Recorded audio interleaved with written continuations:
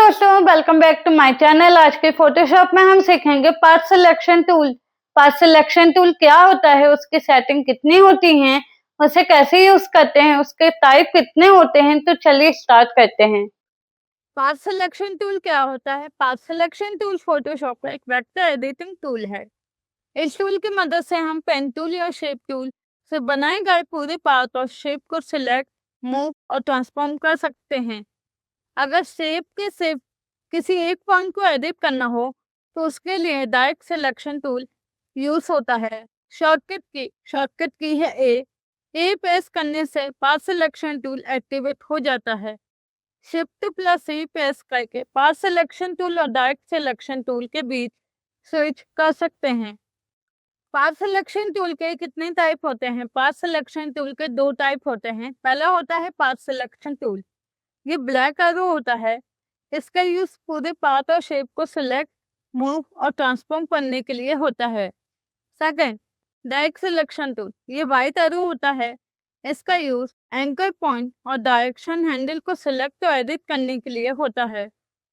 Path selection tool की settings select, यहाँ activate layer option दिख रहा है। इसका मतलब सिर्फ एक्टिवेट लेयर के पाथ या शेप को सिलेक्ट किया जाएगा।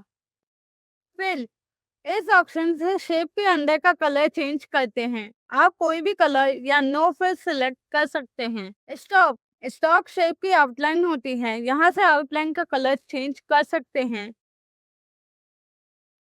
स्टॉक विड्थ, स्टॉक कितना मोटा या पतला होगा ये यहाँ से डिसाइड होता है। वैल्यू बनाने से आउटलाइन मोटी होगी और कम करने से पतली होगी। विड्थ, शेप की विड्थ चेंज करने के लिए। हाइट, शेप की हाइट चेंज करने के लिए। पाथ अलाइनमेंट, अगर एक से ज्यादा शेप सेलेक्ट हैं तो उन्हें लेफ्ट, सेंटर, राइट, टॉप और बॉटम अलाइन कर सकते हैं। पाथ अरेंजमेंट, शेप को फ्रंट या बैक में भेजने के लिए यूज होता है, जैसे bring to front, send to back. Path operation, इस ऑप्शन की मदद से दो या दो से ज्यादा शेप को कंबाइन या एडिट कर सकते हैं, जैसे combine shapes, subtract front shape, intersect shape area, execute overlapping shape.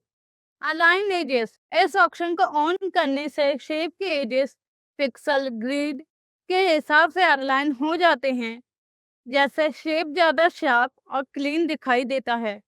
Constant path dragging, इस ऑप्शन को ऑन करने पर शेप को ड्रैग करते वक्त मूवमेंट कंट्रोल रहती है और गलती से पाथ इधर से उधर मूव नहीं होता।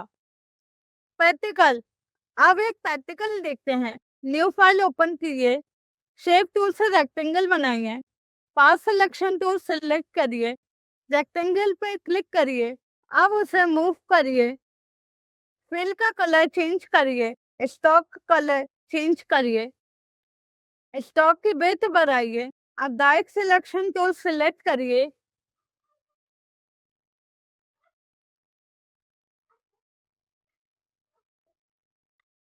किसी एंकर पॉइंट को ड्रैग करके शेप को मॉडिफाई करिए।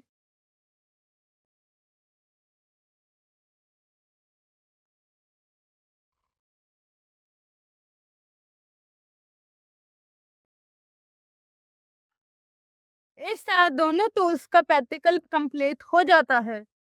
प्रोफेशनल टिप्स, पेन टूल के साथ पाथ सिलेक्शन टूल की प्रैक्टिस जरूर करें। डायरेक्ट सिलेक्शन टूल से एंकर पॉइंट को जूम करके एडिट करें। लोगो डिजाइन और वेक्टर इलस्ट्रेटर में ये टूल बहुत इंपॉर्टेंट है। शेप को मूव करने के लिए हमेशा पाथ सिलेक्शन टूल और शेप एडिट करने के लिए डायरेक्ट सिलेक्शन टूल का यूज करें।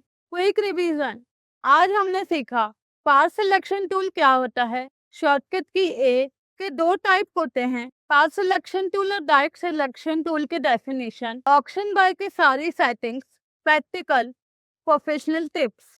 समरी, आज हमने फोटोशॉप के पाथ सिलेक्शन टूल ग्रुप के डिटेल में समझा। हमने जाना कि इस ग्रुप में पाथ सिलेक्शन टूल और डायरेक्ट सिलेक्शन टूल होते हैं। पाथ सिलेक्शन टूल से पूरे पाथ को सिलेक्ट और मूव किया जाता है, जबकि डायरेक्ट सिलेक्शन टूल से एंकर पॉइंट और कर्व को एडिट किया जाता है। ये tool professional logo design, vector editing और शेप एडिटिंग के लिए बहुत इंपॉर्टेंट है। तो दोस्तों आज हमने फोटोशॉप में पाथ सिलेक्शन टूल के बारे में डिटेल में स्टेप बाय स्टेप सीखा। उम्मीद है कि आपको वीडियो पसंद आई होगी। अगर वीडियो पसंद आई होगी तो लाइक, शेयर और चैनल को सब्सक्राइब और फॉलो करना ना भूलें। मिलते हैं नेक्स्ट वीडियो पे। Thank you for watching and keep learning.